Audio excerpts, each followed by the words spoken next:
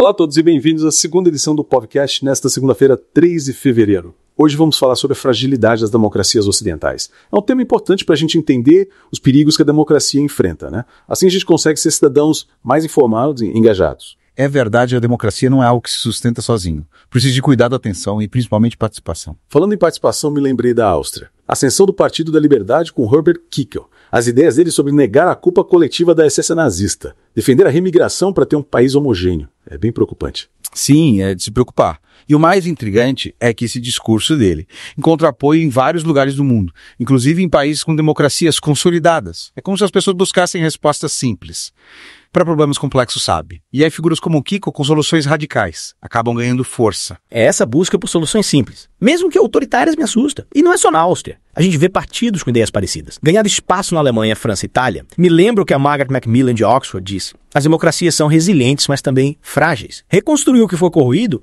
é um processo lento e difícil. Sim, e essa fragilidade fica clara quando olhamos o relatório da Freedom House. Ele mostra um declínio global da liberdade há 18 anos consecutivos. Em 2023, 52 países tiveram perdas em direitos políticos e liberdades civis. A gente pensa que isso acontece só em regimes autoritários. Mas o relatório mostra que os Estados Unidos também estão sofrendo com a polarização e a perda de confiança nas instituições. É como se a gente tivesse um momento decisivo, né?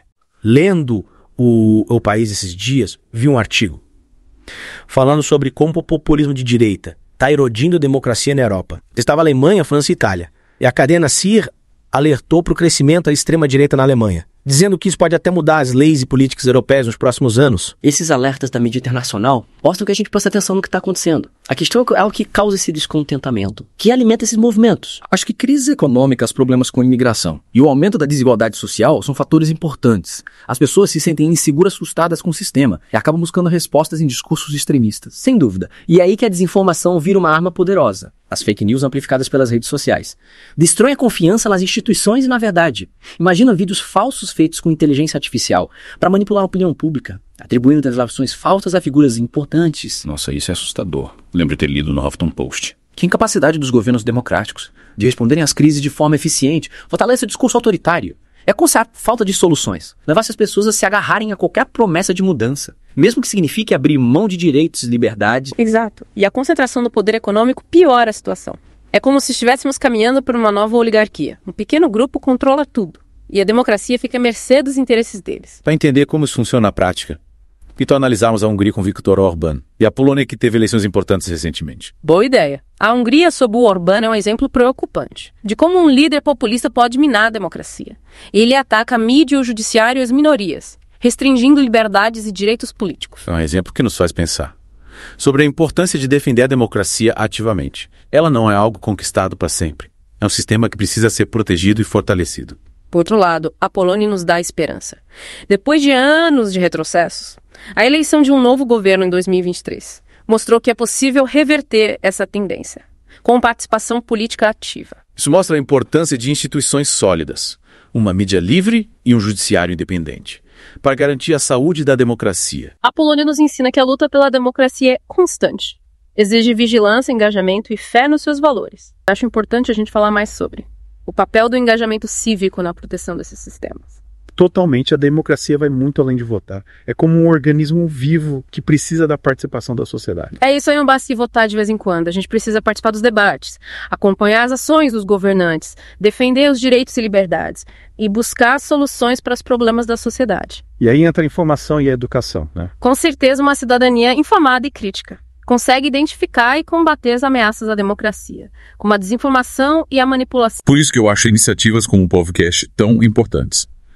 É essencial ter espaços para discutir essas questões, de forma clara e acessível para todo mundo, para entender os desafios e se engajar na busca por soluções. Sem dúvida, a apatia é um luxo que a gente não pode ter. A democracia exige vigilância e ação de todos nós. Mas, e na prática, o que podemos fazer para fortalecer a democracia? Primeiro, a gente precisa se manter informado sobre os acontecimentos políticos e sociais, buscando fontes confiáveis e com diferentes perspectivas. Cuidado com a desinformação nas redes sociais. Verdade, a gente precisa ter um olhar crítico sobre as informações que a gente consome, checando as fontes e a veracidade dos fatos.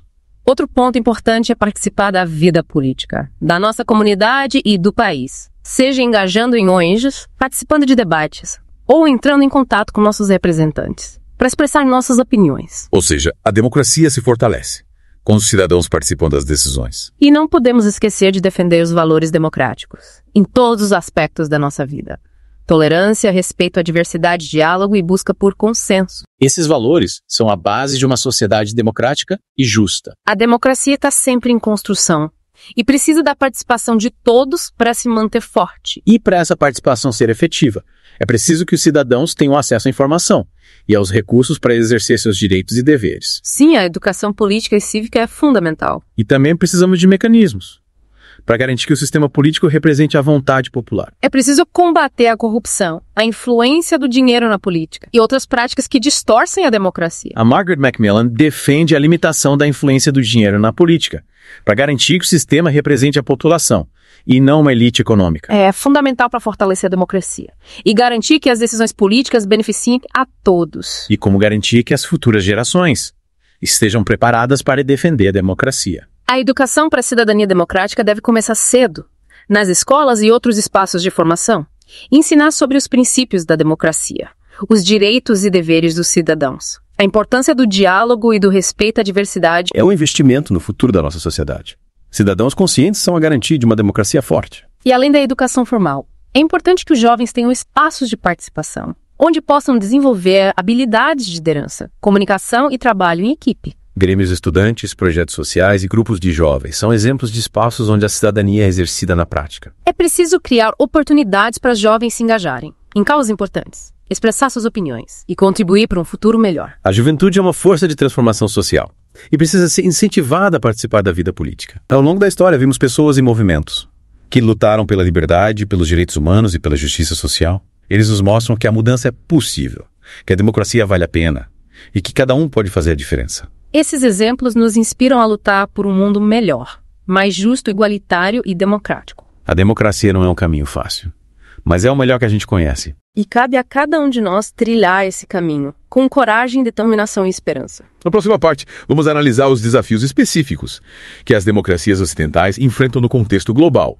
e como podemos fortalecer esses sistemas. É um debate fundamental para entender os desafios e oportunidades para o futuro da democracia no mundo. E aí, voltando para a nossa análise sobre os desafios das democracias ocidentais, acho que a gente precisa olhar para o contexto global e como ele impacta a fragilidade desses sistemas. Sim, sem dúvida. O mundo hoje é muito conectado, né? As crises políticas, econômicas ou sociais atravessam fronteiras muito rápido. O que acontece em um país pode ter reflexos em outros, criando um efeito dominó na estabilidade global. Pensando nisso, como a gente protege e fortalece as democracias em meio a tantos desafios? Eu acredito que um dos pilares mais importantes é a cooperação internacional. E como essa cooperação funcionaria? As democracias precisam se unir para enfrentar as ameaças em comum. A desinformação, por exemplo.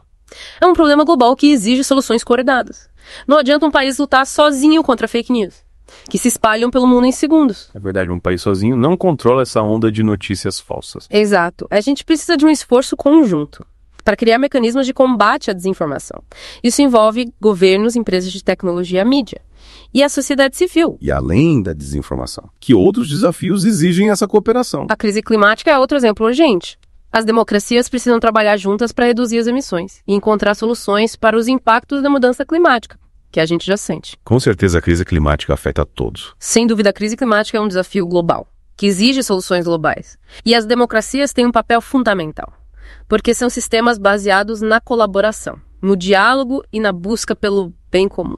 Outro ponto importante que a gente já mencionou é o combate às desigualdades sociais. Sim, as desigualdades dentro e entre países são um terreno fértil para populismos e extremismos. As democracias precisam se comprometer com políticas que promovam a justiça social e a inclusão, garantindo oportunidades para todos. Mas como a gente garante que essa cooperação seja efetiva? Fortalecer as instituições multilaterais como a ONU é um passo crucial. É verdade, as instituições multilaterais são importantes para o diálogo e a cooperação entre países. Exatamente. Elas permitem que as nações se unam para encontrar soluções para problemas comuns e promovem a paz e a segurança internacionais. As democracias precisam participar ativamente dessas instituições, defendendo seus valores e princípios. E além da cooperação internacional, o que mais a gente pode fazer? Investir em educação e em uma cultura democrática forte. As democracias precisam de cidadãos informados, críticos e engajados. É preciso investir em educação de qualidade para todos, que promova o pensamento crítico, o respeito à diversidade e o conhecimento dos direitos e deveres da cidadania.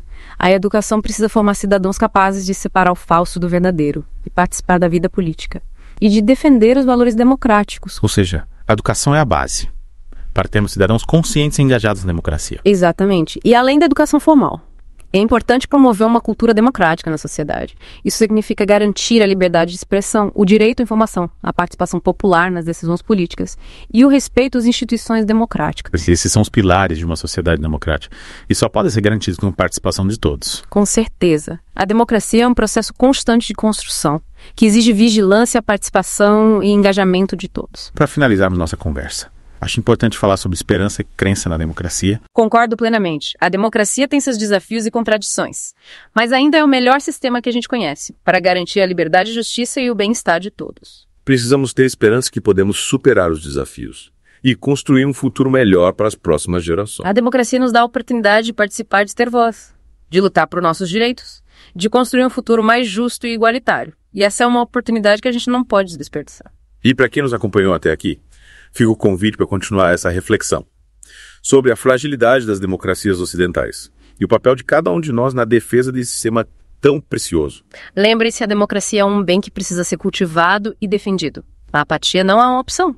E você que nos acompanhou até aqui, lembre-se, o podcast vai ao ar de segunda a sexta às 9 da manhã e às 6 da tarde e aos sábados ao meio-dia. Até a próxima!